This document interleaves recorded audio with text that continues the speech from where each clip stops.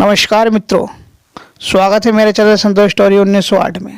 दोस्तों, आज की कहानी है अमावस्या का श्राप। उत्तराखंड के दुर्गम पहाड़ों के बीच काले घने जंगलों से घिरा एक पुराना और भयानक महल खड़ा है। इसे लोग चंद्रप्रभा महल कहते हैं। सदियों से यह महल वीरान है, पर इसके बारे में डरावनी कहानियाँ दूर दूर तक फैली है। कहा जाता है कि हर अमावस्या की रात इस महल के अंदर अजीब सी आवाज़ और चीख गूंजती है। महल के पास मौजूद झील से एक अनजान संगीत सुनाई देता है, जो किसी को भी अपनी ओर खींच लेता है। गांव के बुजुर्गों का कहना है कि यह महल श्रापित है। अमावस्या की रात यहाँ जाना मौत को बुलावा देना है। लेकिन लोग कहते हैं कि हर श्राप के पीछे एक कहानी होती है, और हर कहानी में छिपा होता है एक ऐसा रहस्य जो रूह कांप देने वाला होता है। महल से जुड़ा यह रहस्य और भी गहरा हो गया जब हाल ही में गांव के कुछ लोग झील के पास एक परछाई देख चुके थे।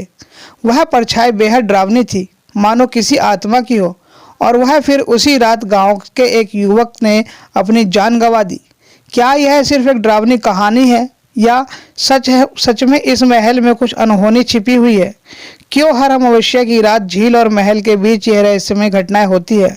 और इस कहानी का सच जानने की हिम्मत कौन करेगा? इस बार यह सवाल एक युवती के दिल में गूंज रहा था। उसका नाम था सिया, और वह अनजाने में इस श्राप की कड़ी से जुड़ी हुई थी। सदियों पहले इस महल में चंद्रप्रभा नाम की एक बेहद सुंदर राजकुमारी रहती थी। उसका दिल अपने राजगुरु के शिष्य विक्रम पर आ गया था। दोनों का प्रेम गुप्त था, क्योंकि जाति और रुतबे के बंधन उनके बीच दीवार बनकर खड़े थे। एक दिन यह बात राजकुमारी के पिता को मालूम चली। उन्होंने विक्रम को अमावस्या की रात को महल के खंभे से बांधकर जीवित जला दिया।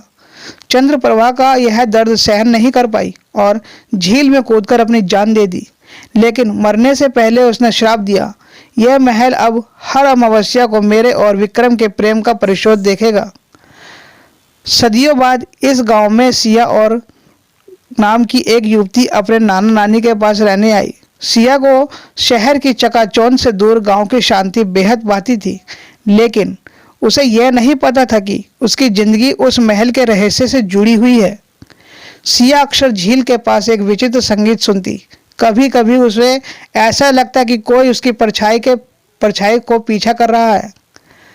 माना जाता है कि एक रात जब सिया झील के पास बैठी थी, उसे महल के अंदर से रोशनी दिखी। जिज्ञासा में वह महल की ओर बढ़ गई। महल के अंदर प्रवेश करते ही उसे विक्रम की आत्मा दिखाई दी। वह बेहद सुंदर युवक था, लेकिन उसकी आंखों में गहरी पीड़ा थी। तुम यहाँ क्यों आई हो? विक्रम ने पूछा। सिया ने कहा। यह संगीत सुनकर खिंची चली आई। विक्रम ने उसे चेतावनी दी, यह महल तुम्हारे लिए नहीं है।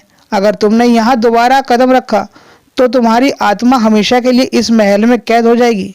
सिया डर गई और भाग गई, लेकिन उस रात ने उसको सपने में महल और विक्रम बार बार आने लगे।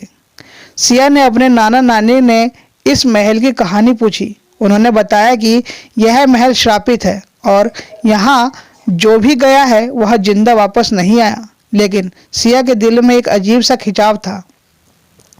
उसने गांव के एक बूढ़े पुजारी से मदद मांगी। पुजारी ने बताया कि सिया का चेहरा चंद्रप्रभा से मिलता जुलता है। शायद वह आत्माएं तुम्हें इस श्राप को तोड़ने के लिए बुला रही है। पुजारी ने कहा। अमावस्या की रात अगली रात अमावस्या की थी। सिया ने तय किया कि वह महल के रहस्य को सुलझाएगी। उसने अपने साथ गांव के 2 युवक को लिया। तीनों महल में प्रवेश कर गए। महल के अंदर जाते ही दरवाजा अपने आप बंद हो गया। दीवारों पर विक्रम और चंद्रप्रभा की परछाइयां दिखने लगी। अचानक एक तेज चीख गूंजी और विक्रम की आत्मा प्रकट हुई। तुमने वापस आकर गलती की है, विक्रम ने गुस्से से कहा। सिया ने हिम्मत जुटाते हुए कहा, अगर मैं चंद्रप्रभा का अंश हूँ तो मुझे यह श्राप तोड़ने दो। सिया को पता चला कि श्राप केवल तभी टूटेगा जब विक्रम और चंद्रप्रभा की आत्मा को एक साथ जलाया जाएगा। लेकिन यह प्रक्रिया खतरनाक थी, क्योंकि महल के अंदर छिपा था तांत्रिक का अभिश्राप को हटाना आसान नहीं था। विक्रम ने बताया कि महल के नीचे एक गुप्त कक्ष है जहां तांत्रिक की आत्मा कैद है। अगर वह जाग गया तो वह सबको मार देगा। सिया और अपने साथी गुप्त कक्ष में पहुंचे। वहां उन्हें एक बड़ा काला त्रिशूल मिला जो तांत्रिक की शक्ति का स्रोत था। जैसे ही श्रेया ने त्रिशूल को छुआ, तांत्रिक की आत्मा प्रकट हुई। तुम इस श्राप को नहीं तोड़ सकती, तांत्रिक ने हंसते हुए कहा। लेकिन श्रेया ने त्रिशूल को झील में फेंक दिया। झील से एक प्रकाश निकला और चंद्रप्रभा की आत्मा प्रकट हुई। उसने विक्रम का हाथ थामा और दोनों आत्माएं मुक्त हो गई।